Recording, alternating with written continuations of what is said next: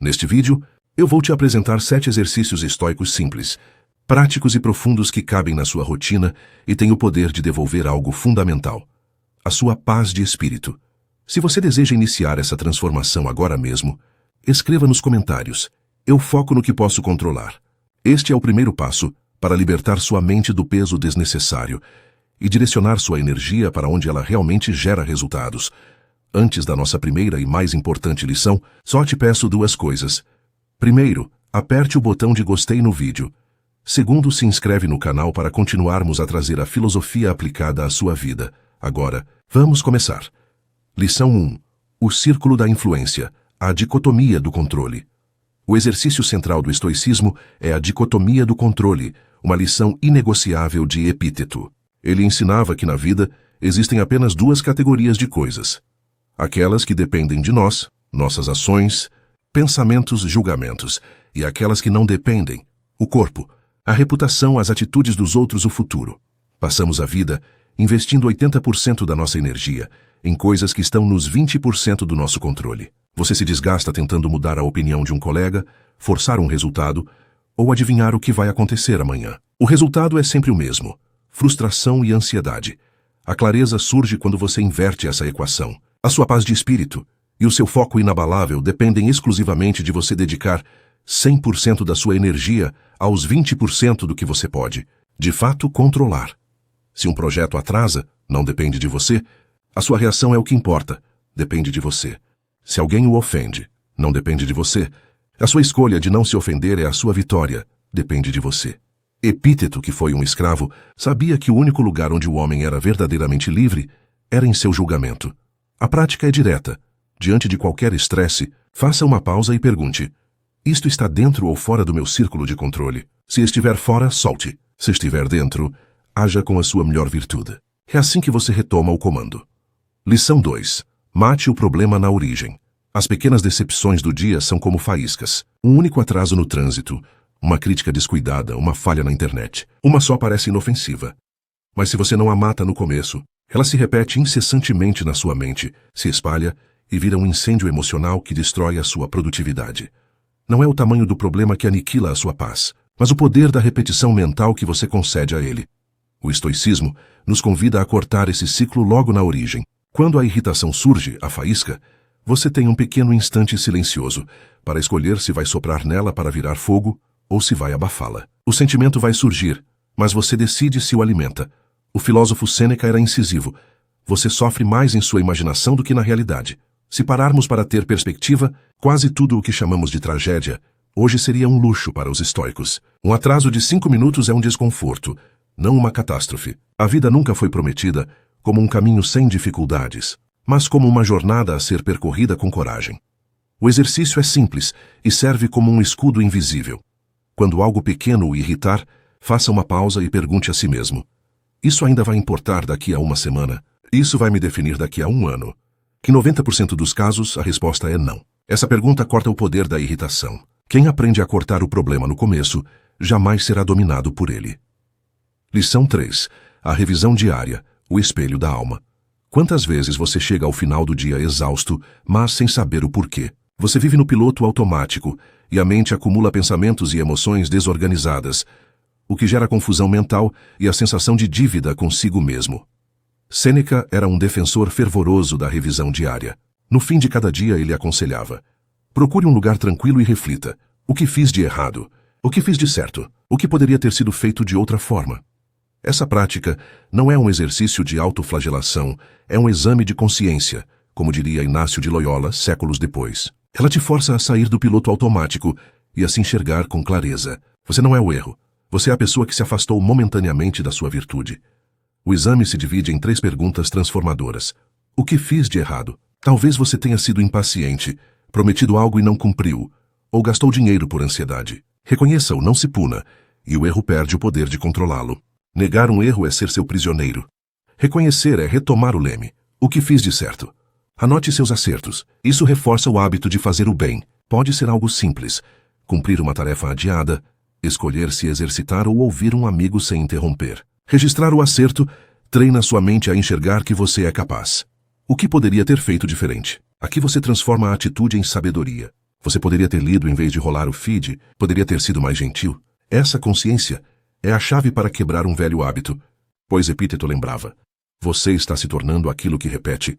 A revisão diária é um diálogo silencioso com sua consciência, moldando em segredo a pessoa que você deseja se tornar. Lição 4. Decida hoje o que merece sua energia. Imagine que no final do dia você pudesse se perguntar em silêncio: eu teria vivido este dia da mesma forma se soubesse que ele seria o último? Essa simples pergunta, que é a essência do memento mori, lembre-se de que vai morrer, vira sua rotina de cabeça para baixo. As horas gastas em discussões inúteis na internet ou em tarefas sem sentido parecem vazias. Em contraste, um abraço sincero, o foco no projeto que você ama, ou o tempo de silêncio para cuidar da sua mente ganham uma importância gigantesca. A consciência da mortalidade não existe para assustar, mas para despertar. Ela funciona como um filtro que separa o que é ruído do que é essencial. Marco Aurélio escreveu em suas meditações: você poderia deixar a vida agora. Deixe que isso determine o que você faz, diz e pensa. Abrace a sua mortalidade para ganhar autenticidade. Você para de gastar energia com o que é supérfluo e direciona seus dias para o que reflete seu verdadeiro propósito. Se fosse seu último dia, você estaria preocupado com o julgamento alheio? Estaria fugindo daquela conversa difícil? Certamente não. Você estaria agindo com coragem e vivendo a fundo. O exercício é prático. Ao final do dia, olhe para trás. Eu teria orgulho do que vivi hoje? Se a resposta for negativa, ajuste o rumo amanhã. É nessas escolhas diárias que você constrói uma vida cheia de propósito. Em silêncio. Lição 5. Uma virtude para mudar sua semana. Coragem, temperança, justiça e sabedoria. Essas são as 4 colunas mestras do estoicismo. Mudar sua vida em silêncio não é sobre fazer grandes anúncios, mas sobre praticar uma dessas virtudes dia após dia, até que ela se torne quem você é. Coragem. Não é ser invencível. É o simples ato de levantar da cama quando a tristeza pesa. É olhar nos olhos de alguém e dizer uma verdade que você vinha evitando. É finalmente enviar aquele currículo parado, ou dizer não quando todos esperam que você aceite. A coragem raramente tem plateia, mas ela muda a direção da sua vida. Justiça. O treino se revela em escolhas pequenas, mas poderosas. Devolver o troco que veio a mais, dar crédito a quem merece no trabalho, ou simplesmente tratar com dignidade o porteiro, o garçom e o motorista. Ser justo é não trair em silêncio aquilo que você sabe ser o certo. Sabedoria.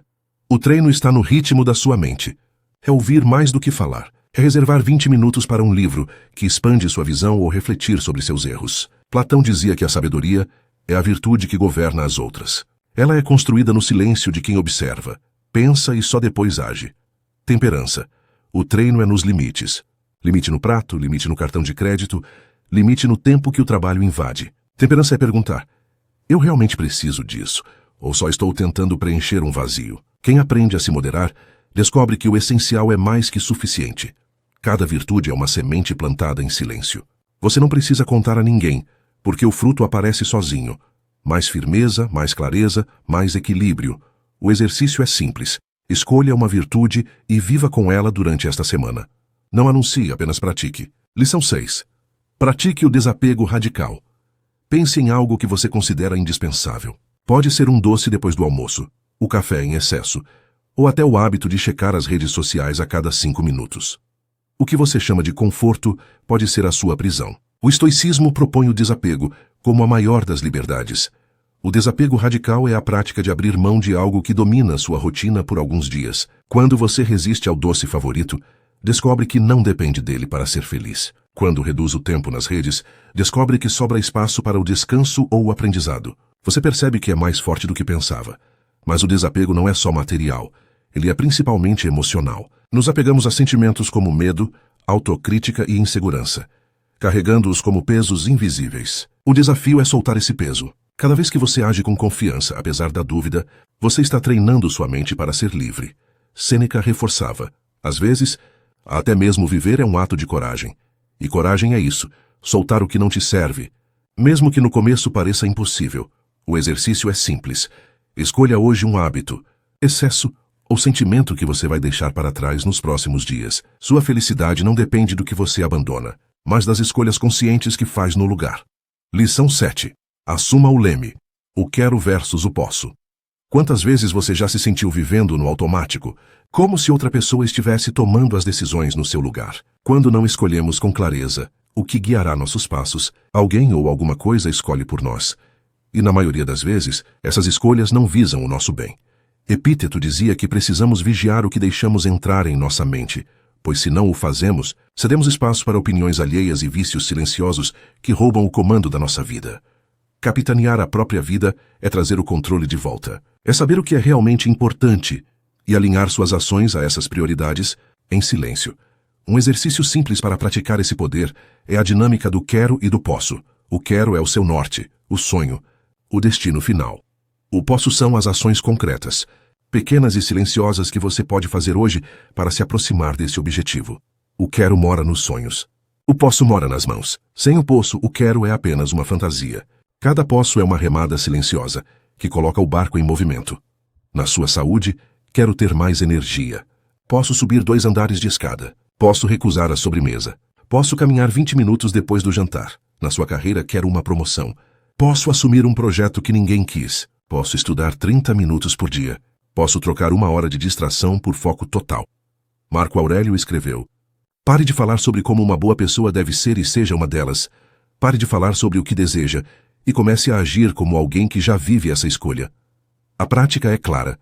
Defina hoje um quero e 3 possos para colocar em ação.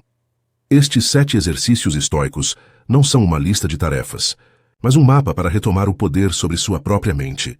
Ao praticar a dicotomia do controle de Epíteto, o memento mori de Marco Aurélio e a revisão diária de Sêneca, você está em silêncio, construindo uma fortaleza interna que nada pode derrubar. Se você gostou de aprofundar no autodomínio estoico e quer mais estratégias para o foco, eu recomendo que assista a outro vídeo essencial do nosso canal, onde detalhamos o poder da estratégia na vida cotidiana. 7 truques estoicos para superar a procrastinação. O link está na descrição do vídeo. Qual dos 7 exercícios você vai começar a praticar hoje? Deixe seu comentário e se inscreva no canal. A maior revolução sempre acontece em silêncio, na sua própria mente.